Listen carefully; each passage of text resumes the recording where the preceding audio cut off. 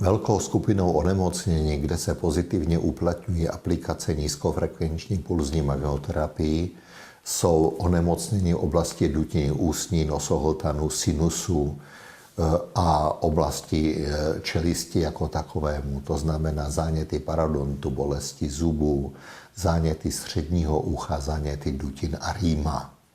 Zánět parodontitida, je chronické zánětlivé onemocnění vazivého a kostěného závěsného aparátu zubu.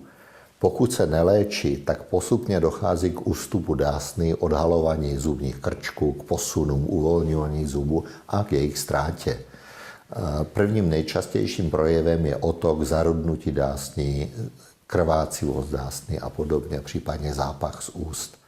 Základem léčby je dokonalá ústní hygiena a odborná stomatologická péče.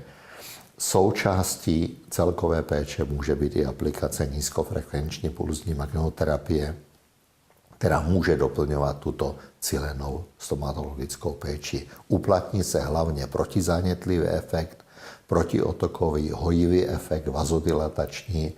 Dochází k zmenšování sklerotizačních a destrukčních změn v kostní tkáni a k zachování zubů.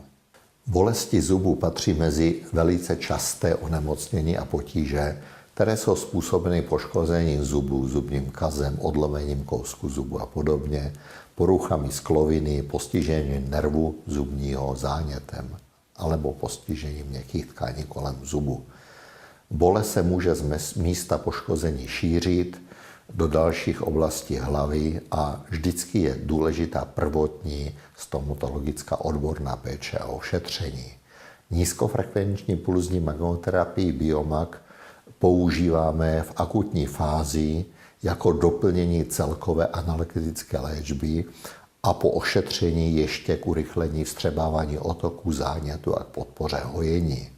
Neaplikujeme pouze při krvácejícím lůžku po extrakci.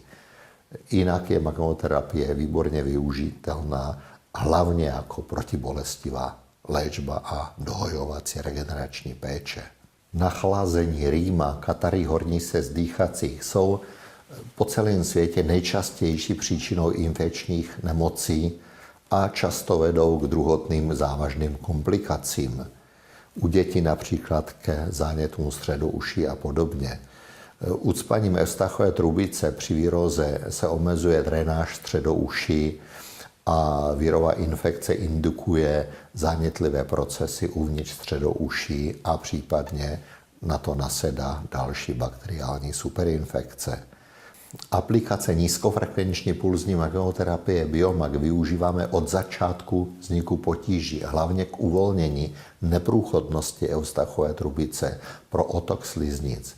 Při nutnosti cílené oral léčby při zánětech nosohltanu a dutin aplikujeme magnetoterapii co nejdříve spolu s ostatní léčbou, včetně léčby antibiotické. Magnetoterapie působí protiotokově, stimuluje hojení, zlepšuje efekt antibiotické léčby, výrazným způsobem se podílí na doléčování a rekonvalescenci po prodělání akutní fáze onemocnění. U alergického podílu, u alergické rýmy vede aplikace ke snížení vodnaté sekrece a uvolnění a zlepšení celkového klinického stavu.